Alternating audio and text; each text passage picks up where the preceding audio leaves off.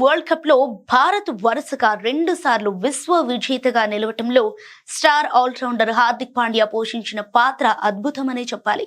ముఖ్యంగా 2024లో దక్షిణాఫ్రికాపై థ్రిల్లింగ్ విజయంలోనూ, తాజాగా 2026లో న్యూజిలాండ్ పై సాధించిన ఘన విజయంలోనూ బ్యాటింగ్, బౌలింగ్ తో ప్రత్యర్థులను చిత్తు చేశాడు.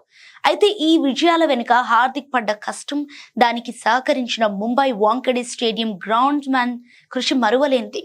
వరల్డ్ కప్ సన్నాహకాల్లో భాగంగా హార్దిక్ సమయంతో సంబంధం లేకుండా అర్ధరాత్రి వరకు కఠినమైన ప్రాక్టీస్ సెషన్స్ నిర్వహించేవాడు.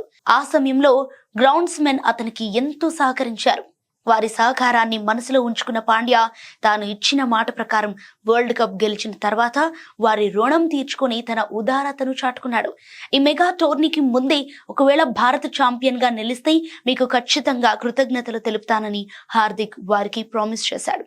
అన్నట్టుగానే టీమిండియా ట్రోఫీ గెలిచిన తర్వాత వాంఖేడే స్టేడియానికి చేరుకున్న హార్దిక్ అక్కడి గ్రౌండ్స్ మెన్ అందరినీ ప్రత్యేకంగా కలిసి సత్కరించాడు.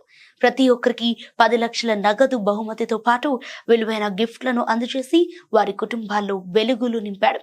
అనంతరం వారందరితో కలిసి సరదాగా ఫోటోలు దిగి సందడి చేశాడు. ఐపీఎల్ ప్రారంభానికి ముందే ఈ గొప్ప పని చేయటం ద్వారా పాండ్యా నెటిజన్ల మనసు గెలుచుకున్నాడు.